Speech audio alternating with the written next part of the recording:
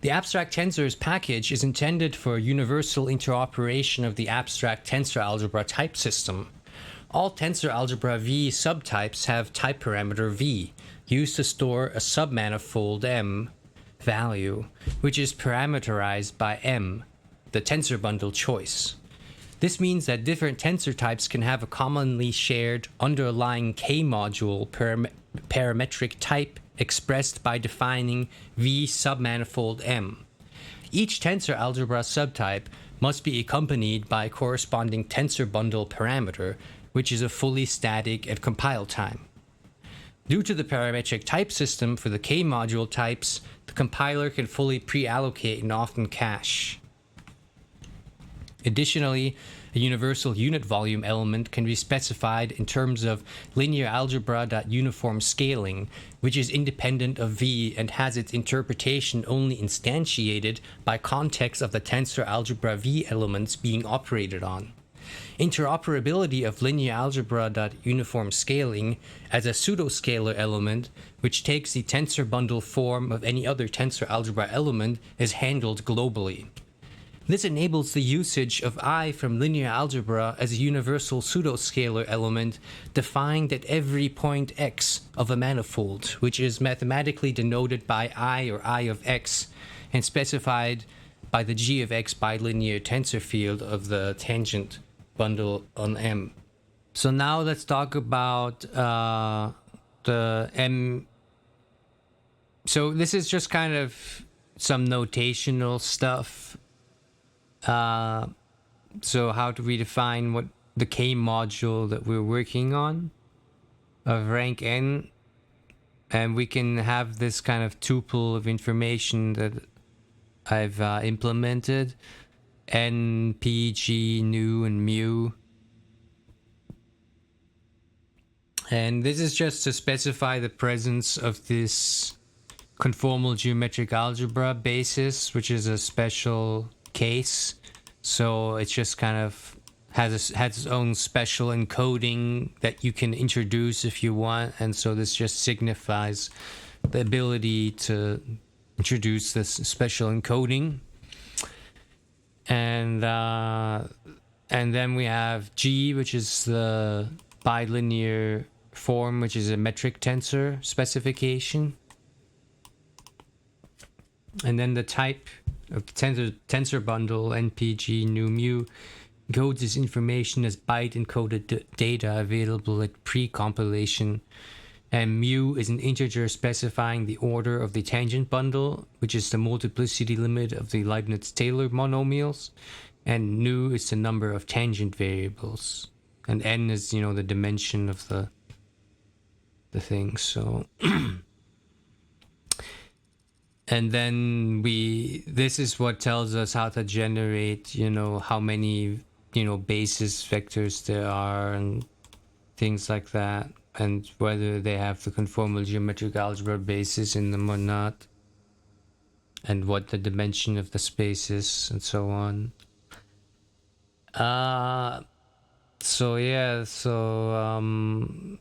There's also optionally, vectors and covectors and differential operators and scalar functions that can be encoded into this tensor bundle, but it's mainly the vector space basis is what's of interest for most of what we're talking about. So the rest of the functionality is just kind of interesting extra features that you can build in, but it's not that important. And the purpose of the tensor bundle type is to specify the K module basis at compile time. When assigned in a workspace, V equals submanifold of a tensor bundle is typically used. So the metric signature of the submanifold elements of a vector space can be specified with this V command by using plus or minus to specify whether the submanifold of the corresponding index squares to +1 or -1. For example, S+++ constructs a positive definite three-dimensional tensor bundle. So constructors such as S and D are convenient. It is possible to change the diagonal scaling with D. So S is for signature basically, and D is for diagonal. So 1, 1, 1, 0 makes a diagonal metric with a 0 in it. Although the signature format has a more compact representation if limited to plus and minus 1. It is also possible to change the diagonal scaling 0.3, 2.4, 1. Fully general metric tensor is a type with non-diagonal components requires a matrix. For example, metric tensor of this matrix 1, 2, 3, 4, that's an example. Declaring an additional point at infinity is done by specifying it in the string constructor with the infinity symbol at the first index. For example, the Riemann sphere has this S+++, but with an infinity prefix. The hyperbolic geometry can be declared with this empty set symbol. So for example, S empty set +++. And then the null basis from the conformal geometric algebra uses both of them combined, infinity and empty set. And these two declared basis elements are interpreted in the type system.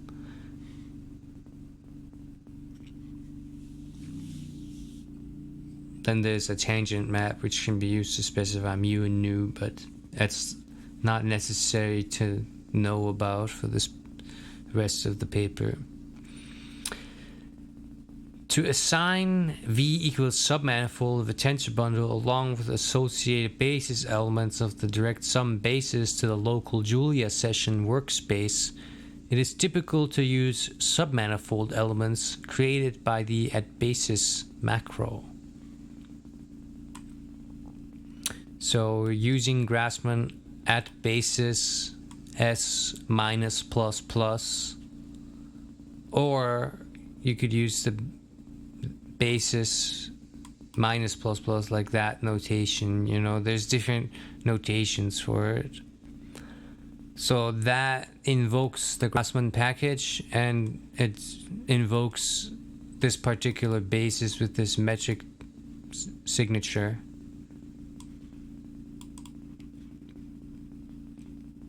The macro @basis V declares a local basis in Julia. As a result of this macro, all submanifold VG elements generated with M TensorBundle become available in the local workspace with the specified naming arguments. The first argument provides signature specification. The second argument is the variable name for V, the K module. And the third and fourth arguments are the prefixes of the submanifold vector names and covector names. Default is V assigned submanifold M, and V is prefix for the submanifold of V. It is entirely possible to assign multiple different bases having different signatures without any problems.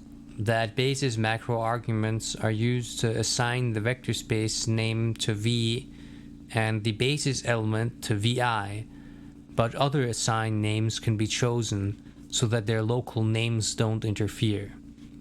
If it is undesirable to assign these variables to a local workspace, the versatile constructs of DirectSum.basis of V can be used to contain or access them, which is exported to the user as the method DirectSum.basis of V. Here's an example of DirectSum.basis of V, and that returns a DirectSum.basis object of V basically. So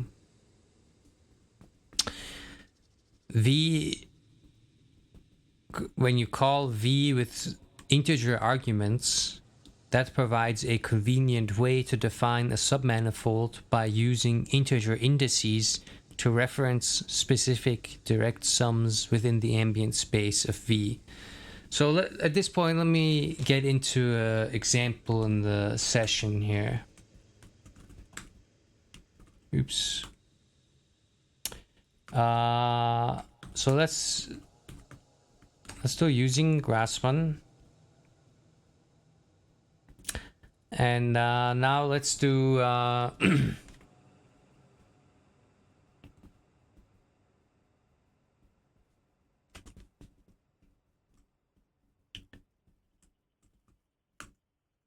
what was the example? S minus plus plus.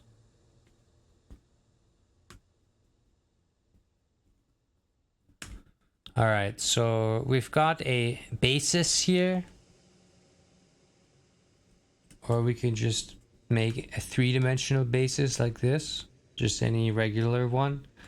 And then we have V as a submanifold object here. And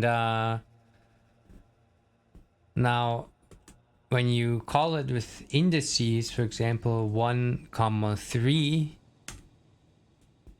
this produces a new submanifold of that. And you could now create a new geometric algebra that's two-dimensional, which just has index 1 and 3 in it. Like this is now a two-dimensional geometric algebra, but it understands that it's a sub-algebra of the original three-dimensional algebra.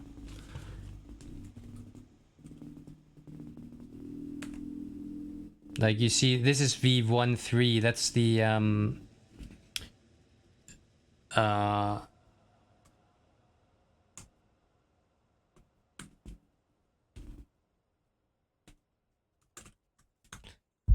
that's a multi-vector, that's an element in the multi-vector space where we omitted one of the indices, basically. So this is kind of like this kind of a cool hidden feature that a lot of people may not know about, that Grassmann.jl has provided since the very beginning, pretty much. It has the ability to have these different subalgebras recognized, and one of the ways of dealing with it is using these indices. So this is these are the different subalgebras that you can make.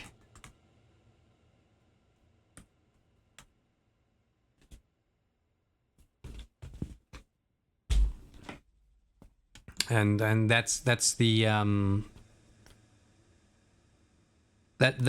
that's the space, that's the parameter space, that's the parametric, that's the type that we put in, that's the object we put in the type parameter to parameterize the geometric algebra algorithms, which get automatically generated as you use geometric algebra using this programming language.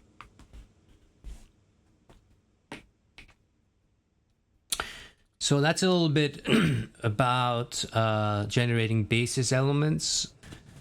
Grassmann.jl is a foundation which has been built up from a minimal K-module algebra kernel, on which an entirely custom algebra specification is designed and built from scratch on the base Julia language.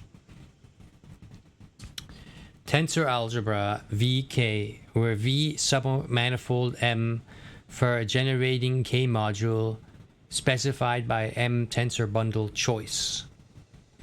So in this definition, we're going to get into what is the type system in Grassmann.jl, and what are the different types and what are the subtypes, and like what is the big picture here. Basically, it's the big picture of the types that are implemented in Grassmann.jl. So TensorBundle specifies generators of the DirectSum.basis algebra, and all of these are TensorBundle subtypes except for int.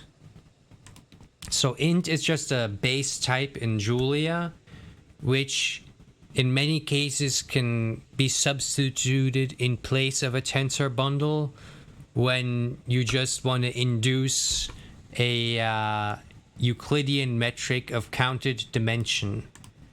So it's an integer, right? So if the integer is 3, it could induce a Euclidean metric of 3 dimensions being counted, right? That's what an integer could do, like that. So that's why we list integer here. But we more generally want something like a signature, right? So what if we have this plus and minus to specify the metric signature? An integer is not sufficient, so we have a signature TensorBundle type. Furthermore, we have a diagonal form TensorBundle type for defining any diagonal metric. And then we have the metric TensorBundle type, which can accept a non-diagonal metric tensor array. So that covers us basically for the fully general case of geometric algebra, that if we want to induce a Euclidean metric or a signature metric signature or diagonal metric or a non-diagonal metric. The versatility of the Grassmann.jl TensorBundle type system is that it allows, it has the expressibility for all those things. And then we have tensor graded VGK, which is a grade G element of the G exterior algebra space of V. So what does this include? Well, this could include the chain VGK. So this is like an abstract type. So this includes other subtypes. So the chain VGK is basically what many other people call like a K vector or a grade G vector or whatever. But it just means in homology and cohomology theory, we have these things called chain complexes, and so it's appropriate to use chain here because these elements are technically also chain complex types, and so chain is a nice short word that can be typed quickly in the programming language, and technically in pure mathematics these are part of the chain complex. So but these are G vectors basically. These are from the grade G, so it has the complete basis for the grade G space with the K module. Then simplex is an alias for the column module of a chain. So basically think of having like a chain which has more chains as its K module algebra type, so that it's basically columns of a matrix basically, and that forms the simplex. Then we have tensor term VGK, which is a subtype of tensor graded VGK, but it's just a single coefficient.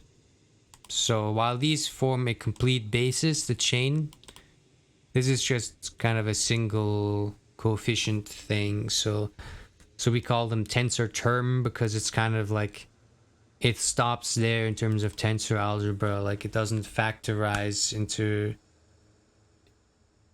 like more basis coefficients.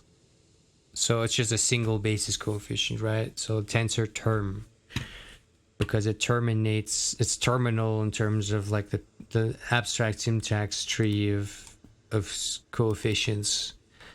And so 0 is a 0 value which preserves V in its algebra type. So we have 0 of V with it's a parametric type which parameterizes v while it simultaneously expresses that the value of the tensor is 0 while preserving the parameterization of the underlying tensor bundle choice. So the submanifold VGB is basically any if Vi through Vij G are the basically the basis vectors, and we have, you know, G of them. That's a G submanifold with sorted indices B. So like we said before, they have sorted indices, but if it's like 5 V1 2, then it becomes a single. So a submanifold is just, you know, V1 2. This is a submanifold, right? While 1 V1 2 is a single. So there's a difference between just V1 2 and 1 V1 2, because this is just a submanifold, which is kind of like an abstract thing single actually has a coefficient value associated to it. So like you know, like this int. So submanifold doesn't have an int associated to it. So that's what a single is. Single has a submanifold paired to like a coefficient, basically. So then we have abstract spinor. So these are subtypes of special subalgebras of the exterior algebra space. So then one of the first ones is the couple. This is a new thing, a new concept I introduced into geometric algebra, like computer algebra implementations, which I came up with in Grassmann.jl. And this is what I call a couple. And a couple is basically the sum of a scalar and any other single. So which means that it basically combines a submanifold and a scalar value, and that's what I call a couple. And it kind of generalizes just like what a complex number would be, but it could be a hyperbolic number or a complex number or whatever, you know. So it's a more general kind of thing than, you know, like in Julia we have this 1 plus im. It's a complex number type, right?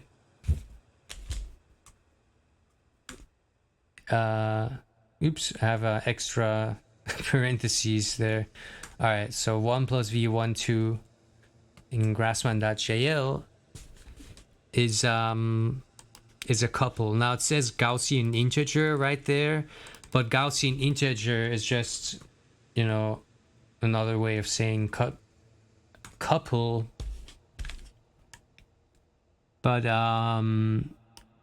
it's with integers basically, so Gaussian integer. So if you know what a Gaussian integer is, then you'll know what that is, but it's just another alias. But like if we do 0.1 plus v1 2 and we dump that, then we can see that it's just a couple, right? Couple has two values. Then we have something called a pseudo couple, and that is the complement of a couple. So if you have couples like 0.1, you have singles and you have couples, right? And then we take the sum of two singles and get a couple. Now what if we want to take the complement of that? That's a pseudo couple.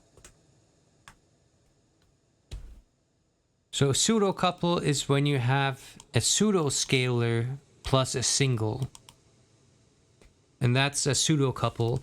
So with the introduction of the couples, I had to introduce the pseudo couples as well.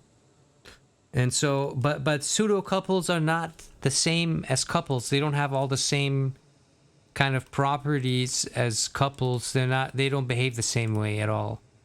Pseudo couples are quite different in a lot of ways, but they're complementary to couples. So you can't just have, couple and then somehow have it pseudo couples be the same thing. No, pseudo couples are something fundamentally different from couples, but in a lot of ways they're similar in that they're both complementary to each other. But these are couple and pseudo couple, so these are important abstract spinner subtypes that exist in Grassmann.jl, and they're built into so many different functions and stuff. They automatically output. They Grassmann.jl can be optimized. When it detects that there's a couple or a pseudo couple, and it's a very nice inclusion in the type system, and it can optimize a lot of algorithms to have the expressibility of it.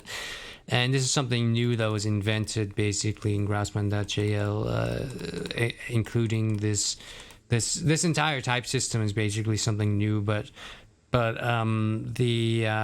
this specifically is entirely new. Like I'm not aware of any other geometric algebra implementations which would have had something like a couple and a complementary pseudo couple implementation. And then we have spinner and co-spinner, like in its fully general sense. Is what I'm talking about here. Like complex numbers exist, in the base Julia language, so that's nothing special. But I'm talking about the fully general approach, that how this all fits together. So spinner and co-spinner. So that's the even and the odd graded terms. That just completes the whole thing. So basically, for a lot of operations, it's convenient to be able to just specifically talk about the even and the odd graded spaces. And so that's why we have spinner and co-spinner as a specific subtype of abstract spinner. And then we have the fully general multi-vector space, which is just the complete, basis for the exterior algebra with the K module. So if we proceed further, what do we have here? We have tensor nested subtypes are linear transformations. Tensor operator VWT. Linear map VW with T data type. So what this basically means is we have tensor nested, and then there are subtypes of that, which are linear transformations typically. Not necessarily, but typically it's just for the sake of most situations, that's why it's written like that. And then a specific one is a tensor operator, and that's a linear map from basically V to W using some kind of data type T. And that's a tensor operator. So it's a very versatile type, because it can have different data types and different vector spaces V and W. So it's a versatile way of expressing linear maps. And then endomorphism is when it's V on V. It's a tensor operator, which is also an automorphism. And then we have diagonal operator. That's a diagonal map. So we have diagonal morphism and diagonal outer morphism, and these are just aliases of diagonal operators. So we only need one type, which is diagonal operator, and then we can just add more aliases of it to increase the expressibility of our type system. And then for outer morphism, that extends a endomorphism to its full exterior algebra space. So basically, if you have like this endomorphism F, and you apply f to, you know, v1, and then take the exterior product with f applied to vn, that should equal f applied to the exterior product of v1 through vn. And that's called the automorphism property. And the way, if f is, this can be represented using a tensor operator, or a tensor representation of that. And so the automorphism basically is a way of representing, giving a representation to that more explicitly, basically. So then we have the projector type, and that's a linear map where f of f equals f is defined. And the way it works is basically the dyadic tensor product of x divided by the absolute value of x with itself. And the dyadic outer product of the matrix algebra, and that forms a projector element of a linear map. And that's like a specific type.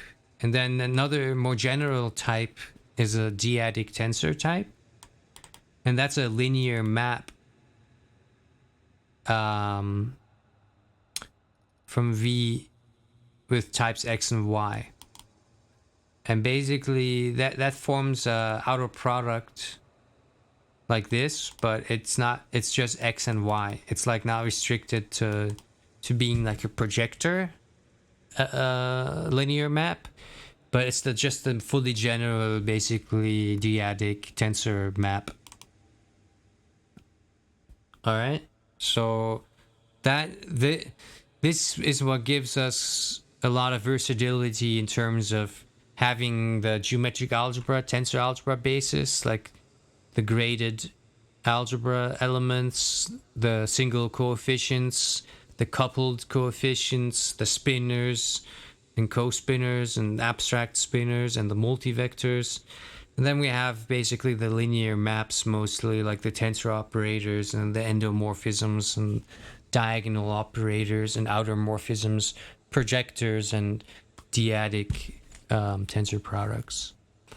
So the Grassmann.jl was the first to define the comprehensive tensor algebra of V type system from scratch around the idea of the V submanifold value to express algebra subtypes for a specified K-module structure.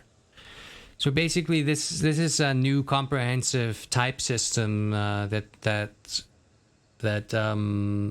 was built from scratch around these different concepts, and it shows what's available here. So let's just keep it moving. So the common unary operations on the tensor algebra elements. So we'll just quickly, so here's a table of running through some of the operations. Like if you ask for the manifold of an element, like let's say you have 1 plus v1 2, right?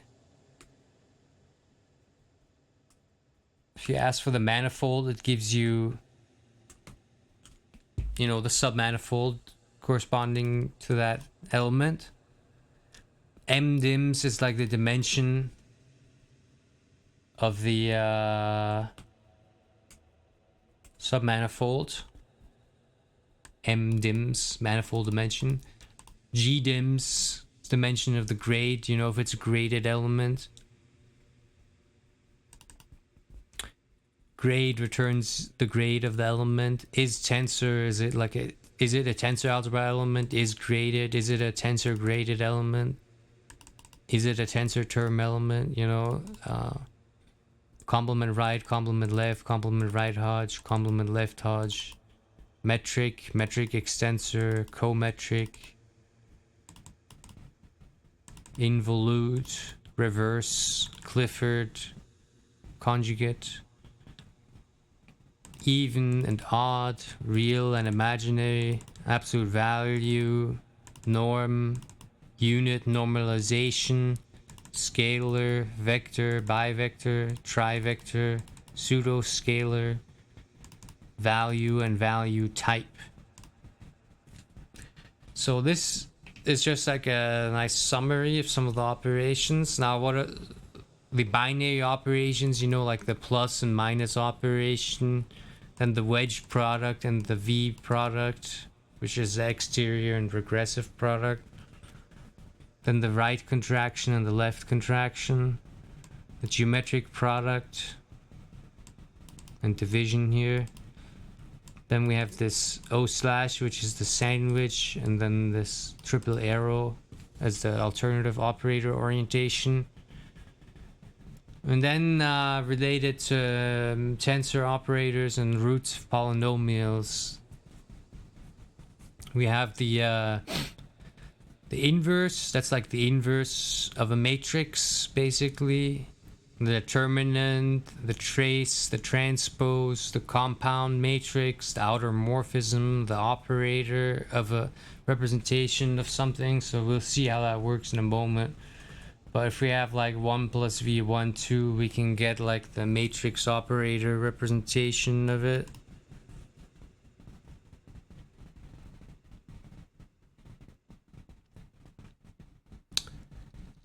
And the companion matrix of a monic polynomial, and then we have, you know, the roots of a polynomial, or the real and the complex ones, the monic roots, characteristic polynomial of a determinant of the characteristic matrix, and the eigenvalues, you know, the real and the complex, eigenvectors, and so forth. These are just utility functions.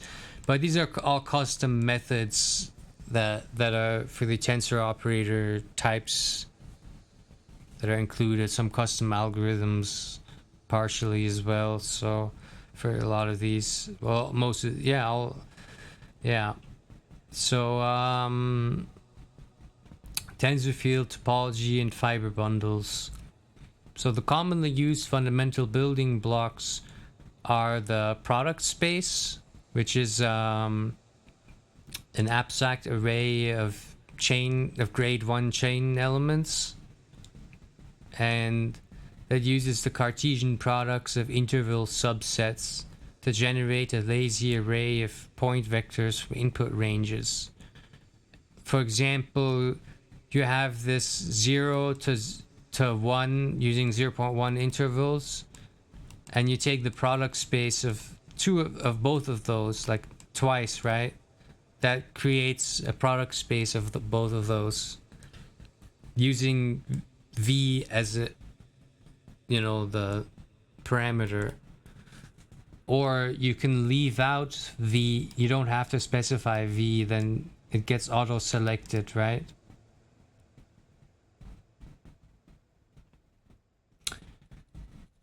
This is just something. A global represents an array with the same value at all indices. It's just something that was kind of convenient to include. And then local fiber has a local base type and a fiber type for the trivialization of the fiber bundles. And in particular, there's also the coordinate with the point type and the metric type. And then one of the innovations in Cartan.jl is the ImmersedTopology, which is a type that handles the topological information for differential topology, and combined with the other differential geometry functionality, the immersed topology is a key aspect of enabling doing differential geometry in various topological spaces. And so the immersed topology, so we have the basic product topology, we have the simplex topology for continuous simplices. There's a discontinuous one which disconnects the topology. There's a Lagrange topology using the Lagrange polynomial base. And then there's the quotient topology, which defines classes of quotient identification, in particular for product topologies. And this is a more complicated type, which define. So we'll get into it. All right. So generalizing upon product topology, the quotient topology defines a quotient identification across the boundary fluxes of the region, which then enables different specializations of quotient topology. So then we have basically an open topology where all boundaries don't have accumulation points, a compact topology where all points have a neighborhood topology. Then we have a cylinder topology, which is like a closed ribbon with two edge open endings. And then we have a Mobius topology, which is a twisted ribbon with only one edge open ending. And then we have a wing topology, which can be used for upper and lower surface topology of a wing. We have a mirror topology, which has a reflection boundary along a mirror basis axis. And we can have like a clamped topology where each boundary face is reflected to be a compact topology. Then we have a torus topology, which is generalized compact torus up to 5 dimensions. And then we have the hub topology, which is a compact topology of the hub fibration in 3 dimensions. And then we have a Klein topology, which is the compact topology of the Klein-Bodel domain. Then we have a polar topology, which is the polar compactification with the open edge boundary. And we have a sphere topology, which generalized mathematical sphere is compactified. All right. And then we have alternatively a geographic topology, which has its axis swapped from the sphere topology in 2 dimensions, because mathematicians prefer the sphere topology to be expressed one way, and for a geographic topologist, we might want to have it expressed in the opposite convention. And so the combination of point array and coordinates and ImmersedTopology leads into the definition of the TensorField as a global section of a FrameBundle. So what are some of the, here's some methods associated to that. So these are methods that apply to a simplex topology except for the is open and is compact. So is open is true if the quotient topology is an open topology instance, and is compact is true if the quotient topology is a compact topology. But in general, the rest of these now all apply to simplex topology instances. And so for a simplex topology, we're just going to review what are some of the kind of utility methods associated to it. So we have like nodes, which counts the number of vertices associated to a simplex topology. And we have sdims, which counts the number of vertices n of a simplex topology locally, right? And then the sub-elements, which is the subspace element indices associated to the full topology, which is referenced below. And then there's the sub-immersion, which is modified with the vertices re-indexed based on the subspace. So there can be like a subspace topology, right? So we could have like a simplex topology and a subspace topology, right? So the sub-immersion re-indexes it according to the subspace topology using the, instead of using the global representation. And then we have the just the topology view into the full topology based on the sub-element structure. Then we can access the total element counts of the total number of elements in the full topology. And we can count the total number of nodes, which counts the total number of nodes over all subspaces. And then we have vertices, which is a list of indices associated to the subspace immersion. And then we have the elements, which counts the number of sub-elements in the immersion. And then there's the function is full, which is true if the immersion is a full topology but not a subspace. Then we have is total, which is true if full topology is covering the total nodes completely. And then we have is cover, which is true if is full, and is total is fully covering the total nodes. Then we have is discontinuous, which is true if an instance of for an instance of discontinuous topology, whereas is disconnected is true for a discontinuous topology that is fully disconnected. Then we have the continuous function, which transforms the original data from a discontinuous topology, and the discontinuous function, which allocates a derived discontinuous topology. The disconnect function allocates a disconnected variant of a discontinuous topology, and the getFacet function helps with indexing sub-elements in reference to the full immersion. The getImage indexing vertex subspace is in reference to the full immersion. Edges assemble the simplex topology 2 of all unique edge elements, and the facets assemble the simplex topology of all unique facet elements. Complement returns a simplex topology based on the sub-elements, which is complement space, and the interior returns the interior component of the simplex topology. The boundary operator returns the boundary component of the simplex topology, whereas the degrees returns the graph degree for each incidence at the vertex. The weights divides each incidence of the vertex by the graph degree, and the adjacency matrix returns a symmetric sparse matrix with ones at the vertices, and the anti-adjacency returns a sparse matrix with vertex anti-symmetry.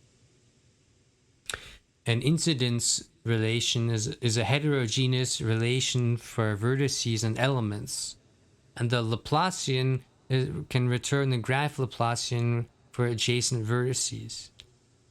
The neighbors function finds neighboring elements per simplex topology facet.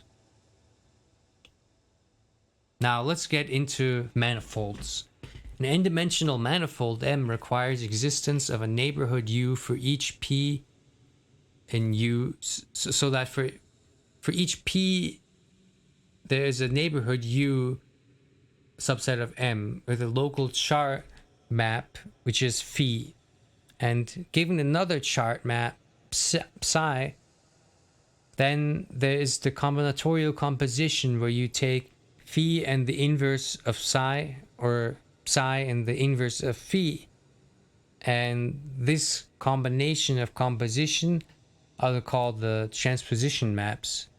And now, given all the charts, if all the transition maps are CR differentiable and the union of these neighborhoods forms the manifold, then the collection of charts is called an atlas of a R differentiable manifold, right? So a FiberBundle is a particular kind of manifold E with a projection pi from E onto B, which commutes with local trivializations phi paired to neighborhoods U phi of a manifold. So B is like the union of a bunch of these neighborhoods, right? And then we have these local trivializations phi, which help us map into B. And so B is the base type and F is the fiber type. And EP produces is basically when you do the pi inverse of P, which is a Cartesian product of the set of P with F, the fiber type. Okay, and so the E is the total union of all those fiber spaces. Okay, and so that's what a FiberBundle is. And when we have a FiberBundle, it's actually an abstract type, and so we have specific instances of it that are like different kinds of subtypes and stuff. And so another abstract type is called coordinates. So we can have like a coordinates, like things that are coordinates. And one of those is called a point array. And the point array has a point type and a metric type. There's also a fiber product, which introduces a fiber product structure for manifolds. But for most situations, we just deal with a point array, right? So, but there's like more you can do, like you can have fiber products and so on. Then we have the frame bundles, right? So a frame bundle has a coordinate type of C and an immersion. So it extends basically the coordinate structure using the topology, the immersed topology. So the topology of an immersion, right? And so the instances of those are, for example, like the grid bundle, which is an n grid with the coordinates and an immersion. And then we have the simplex bundle, which defines also coordinates and an immersion. But these are different kinds of things, you know, grid bundles and simplex bundles. And face bundles, which defines the element faces and their immersion. And then we have fiber product bundle, which extrudes dimensions from simplices, and homotopy bundles to encapsulate variations as frame bundles. And these help with, you know, with most frame bundle, like more could be defined in the future, you know, but basically frame bundle is like this abstract type that helps deal with that under which we can stick all these different things, right? We can put all these different ways of thinking and put them under frame bundle. Okay, so like grid bundles, simplex bundles, phase bundles, fiber product bundles, homotopy bundles, these are all different ways of thinking about fiber bundles. And frame bundle is just, we just like all this different junk of way of doing things, we'll just all put it under frame bundle, right? Because that's what they all are, that's what it all belongs under. But yeah, anyway, so TensorField defines fibers in a global section of a frame bundle. Okay, so when we have all this frame bundle stuff defined, then we can define a TensorField as fibers by defining the fibers in the global section. Okay, so when a TensorField has a fiber type from the exterior algebra of a tangent space, then it is the grade G differential form on the tangent bundle of V. In general, the TensorField type can deal with more abstract fiber types varieties than only those used for differential forms, so it doesn't have to be from like the tangent bundle, right? Exterior algebra on the tangent bundle. But as it unifies many different forms of tensor analysis, but it's like very general, right? But in those cases we have differential forms. By default, the induced metric is defined globally in each point array unless a particular metric tensor specification is provided. When the default induced metric is invoked, the metric tensor from the tensor algebra V type is used for the global manifold instead of the extra allocation to specify metric tensors at each point. So the frame bundle then defines local charts along with the metric tensor in a point array and pairs it with an immersed topology. Then the fiber of a frame bundle section is a fiber of a tensor field. And so the way this works is basically we take the local trivializations and bundle them into a fiber bundle, but then we pair it with the frame bundle information. Like it's a lot of different information, and basically the induced metric is just basically uses the algebra default metric, so that's for most people what they gonna deal with. But but we'll have examples with other things, more general metrics. So what are some of the other functions? So related to frame bundles and tensor fields, so like the coordinates returns the coordinate, you know, and then the coordinate type return applies to the fiber bundle, so the local fiber, and similar for the immersion returns the immersed topology data, the immersion type. And then we have base and base type, fiber and fiber type, points and points type, metric tensor and metric type, full coordinates, full immersion, full topology, full vertices, full points, full metric extensor. And so the reason why we have these like full variants of everything is because we could be dealing with like a subspace topology of a frame bundle on a frame bundle. Like we could be dealing with a frame bundle which has a subspace topology, but we want to be able to access the full thing. When we're dealing with a subspace topology, we want to be able to recover the full information, right? So that's one way of doing that. Then we have this important function is induced is true if the metric type is an induced metric type, and then bundle returns the integer identification of the bundle cache. And then there are various methods also for interpolation that can be invoked by applying TensorField instances as function evaluations on base manifolds, or applying some form of resampling method to the manifold topology. And then we have also volumes, returns the face bundle with simplex volume at each element. Init mesh provides an API keyword for interfacing with mesh initialization. Refine mesh provides API keyword for interfacing mesh refinement. Affine hull returns localized affine simplex hull at each element.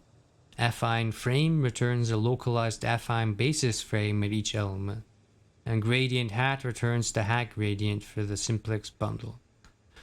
So for the grid bundle initialization, it is typical to invoke a combination of product space and quotient topology, while optimal Julia packages extend simplex bundle initializations. Optional Julia packages extend simplex bundle initialization, such as meshes, geometry basics, Delaunay, QHull, mini QHull, triangulate, TetGen, MATLAB, and flow geometry. So now let's get into some of the differential geometry functionality. So let gamma be a curve, gamma of t with parameter t. We can define the integral of the interval map as a cumulative trapezoidal sum, and integrate would be like the final value of this integral on the interval end, right? So there's two functions, there's integral and integrate. So integral gives you like the functional, like the function as a the result as like a function of t, right? The integral is a function of t, and this gives you the final value. Integral and integrate. You know, I figured you could have integral as one word and integrate as another one. Like there's like two words that you could have in the programming language, right? So this is like a new idea I came up with. Like I don't think I've seen it before. I don't know if other people have done this, but I think like if you have integral and integrate, you could have two different functions. One of them gives you like the integral as like a function, and the other one gives you the integral as the final value. And then you have the arc length, and that gives you basically this curve parameter s of t, which is basically this integral of the speed of the curve, and that's called the arc length, right? So then you have the tangent, which is the tangent speed curve, which is, you know, notated like this. And then you have the unit tangent, which is the unit tangent curve, the gamma dt, you know, dt ds unit tangent speed, right? Then you have the speed, which is the tangent speed of the curve.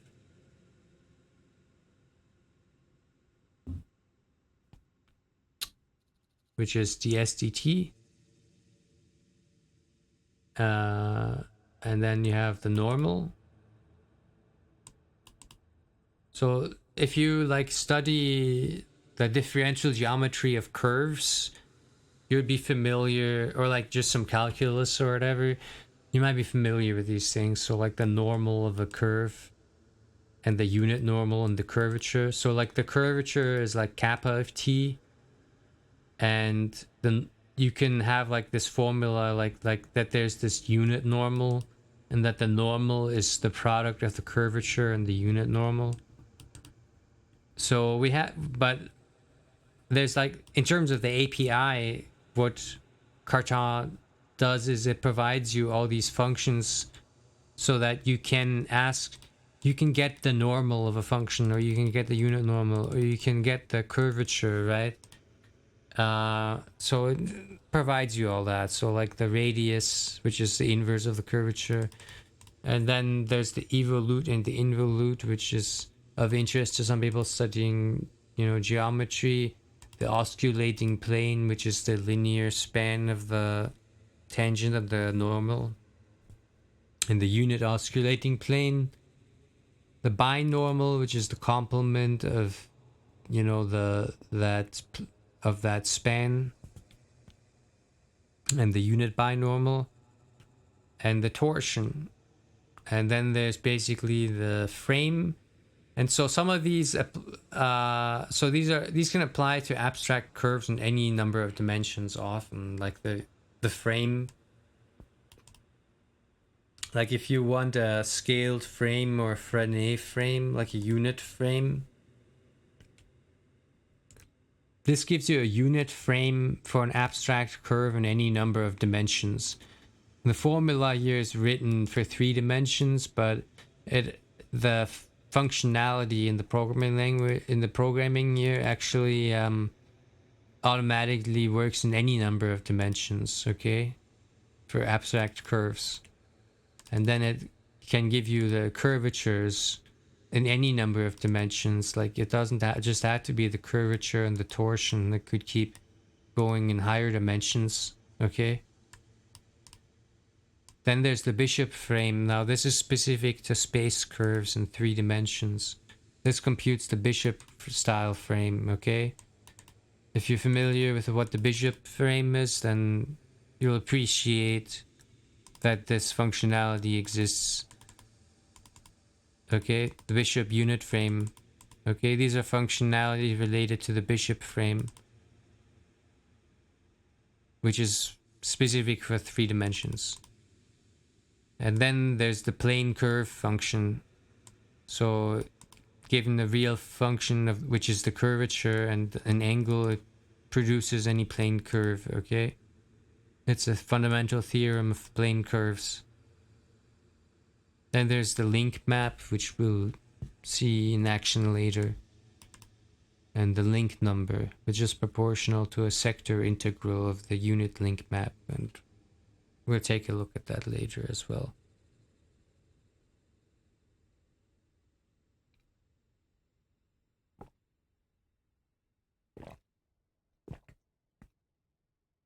All right, so now the surfaces gamma. So we have like surfaces which could be parameterized using 2 parameters, right? But they exist in 3 dimensions.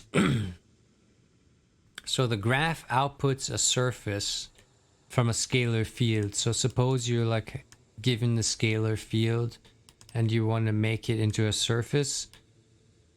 Graph is like the function that transforms a scalar field into a actual surface, okay?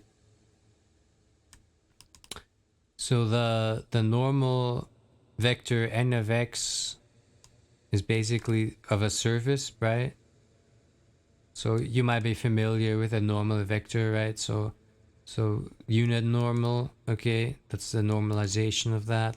Normal norm is the norm of the normal, okay? Jacobian is the linear span as a tensor operator of the, and then the Weingarten is another linear span, but this time of the unit normal, okay? And then we have something new.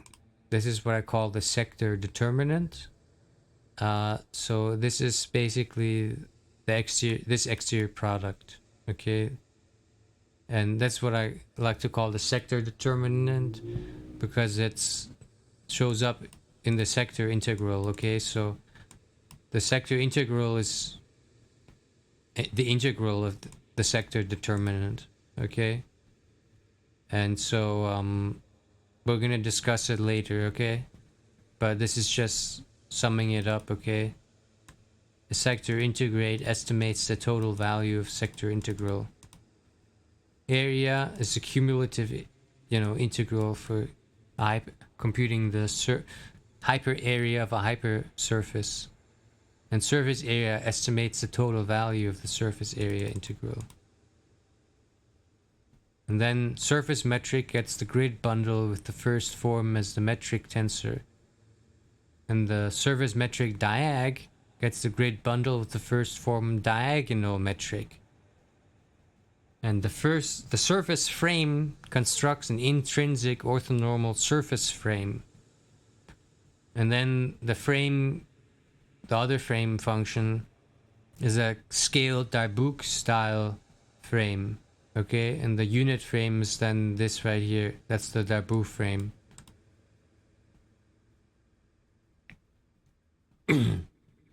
Then the first form is the metric tensor, okay? When you have a surface gamma, okay? Second form, alright, the unit normal and the surface gamma. Third form is the composition of the first form and the unit normal. Shape is the geometry of the shape operator, which is the inverse of the first form times the second form of a surface gamma. And the principles are the principal curvatures, are the composition of the eigenvalues in the shape operator. And the principal axes of the curvatures are the composition of the eigenvectors in the shape. Or the shape and the eigenvalues, yeah. And the curvature polynomials are the composition of the shape and the eigenpolys, which was mentioned in the functionality earlier for eigenvalues. And then we have the mean curvature, which is the first curvature of the shape. And then we have the Gauss intrinsic curvature, which is the last curvature, and the Gauss extrinsic curvature, which is in the sector form. And the Gauss sign is a sign of the Gauss curvature of the shape operator.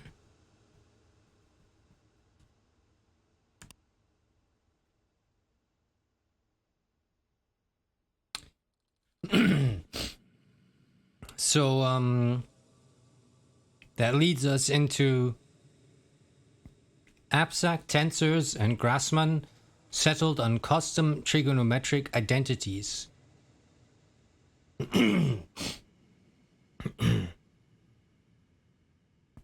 So the exponential, for example, can be expressed as a series like this, and the logarithm as a kind of series like this.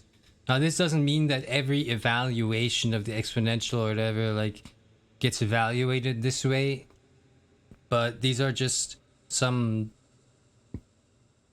fundamental identities that help in the most general case, calculate when we don't have another way of doing it or something. So this table, these custom identities have been built into the programming language as fallback cases. But if there are more special algorithms that are known later on, they could replace some of these general rules or whatever. So let's get into interactive computational sessions. So when using Grassmann, so like we did, we have using Grassmann here. The Cayley table can be used to recall geometric algebra information. For example, to compare the contractions or something like that.